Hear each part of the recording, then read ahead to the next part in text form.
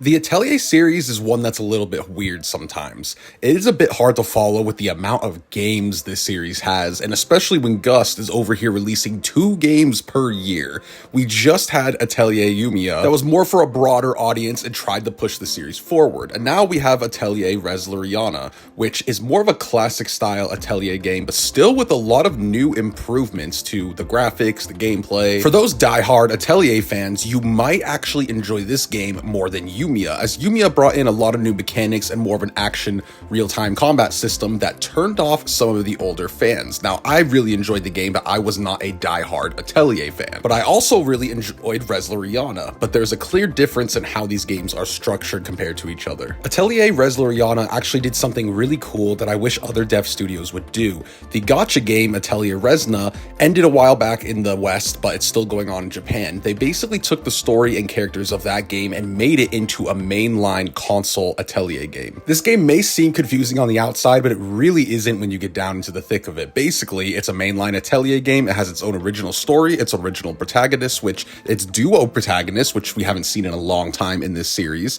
and it has a lot of cameos from a lot of other Atelier protagonists and even some other games by Gust. Take the character Raze, for example. He was in a game called Mana Chemia 2, which is a part of the Atelier series, but it was more of a spin-off back on the PS2, and again, not many people have heard of it. I've never heard of it in my life, and it's really cool to see him in these new updated graphics and visuals. I think they actually did a great job here making sense of why all these characters are here in the context of the story. They are called Wanderers, and they basically get taken from their own worlds and put into this one, and they don't know why. That's part of the story. You're trying to figure out why these dimensional portals are here that take you to other worlds and why all these Wanderers are appearing here. I thought the story was pretty fun. My favorite part was the duo protagonist Rias and Slade. Now, this game is not like Yumia where it's a big grand JRPG adventure, so I actually enjoyed that story a bit more, but that's my personal taste in JRPGs. I like those grand adventures, but this game again feels more classic Atelier where it's more slice of life and brings in character motives and stakes throughout the story. I don't think this game is going to blow anyone away in the JRPG genre, but it is a fantastic Atelier game in my opinion. A huge thank you to Koei Tecmo as well for giving me a PS5 code, which gave me ample time with the game to bring you guys this review. So now let's get into every aspect of the game and specifically what I enjoyed about it. The first thing I want to say is this game is pretty.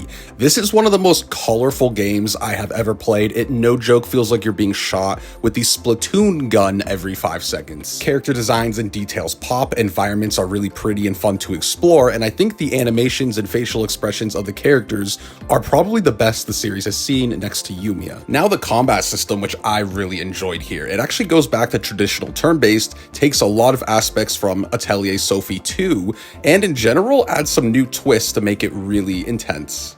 I really enjoyed this combat system, and one big reason was because it's decently hard at times. It's not extremely hard or anything, but the normal mode is definitely balanced way better than Yumia was. That game was a little too easy even on hard mode. With Resleriana here though, it will test you at certain boss fights and points in the story to see if you synthesized good equipment and armor, and this flows really good with the mechanics of the game and the alchemy system. Each character has a skill tree that gets you stat buffs and new moves, and I was building my team pretty well, and then I went up to a boss and got absolutely stomped, and I was like, why did I just get wrecked?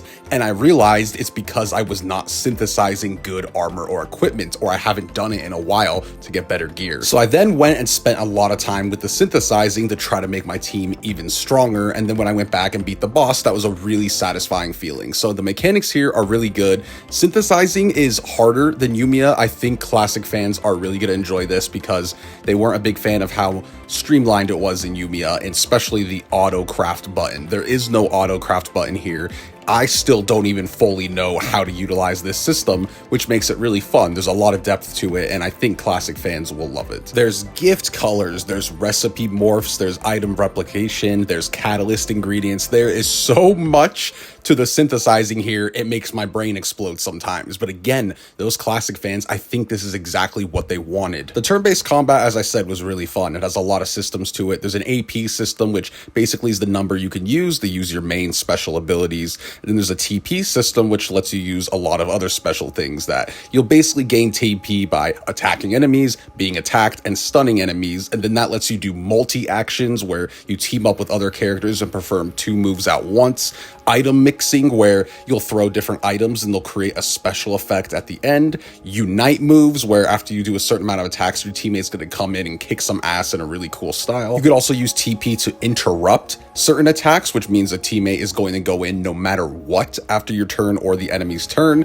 And a lot of these come together to basically use your front row and your back row, strategize, and beat the enemy. And I thought it was a lot of fun. It's not too hard to learn at all, but there is a lot of depth to it. And again, the bosses will test you at times. One of my favorite personal aspects is when you're on the defensive. So in this game, if you block at the right time when the enemy attacks, you're going to negate a lot of damage and any status ailments. I love this. I love reactionary stuff in turn-based games.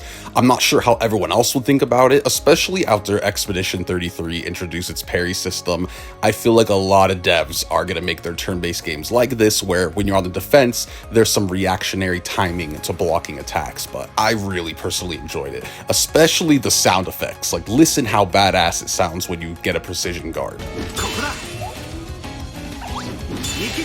Another thing I quite enjoyed about this game is the town building. So your town starts out as basically a dumpster, and you're going to try to make it a wonderful, glowing, colorful town again. So you have to open up shop, sell a lot of goods from your crafting, and you basically start building the town again, and then a bunch of other NPCs and wanderers start living in that town, which you can interact with as well. You actually have an entire fairy army on your side in this game, and it is hilarious to me. They don't help you in battle, but they basically come and help you with your shop, with your synthesizing, but to get them, you have to find them in the dimensional dungeons. So again, the game flows really well. You're going to go into the dungeons, gather ingredients, find and recruit new fairies, and then you're going to go back to the town and start rebuilding it. And then you're going to go back to synthesizing for battle. You know, it's a good circular loop. I should mention too, this is not open world like Ryza 3 or Yumia. It's all centered around Halfine, the town you're building, and then there's a bunch of areas around Halfine you could go explore.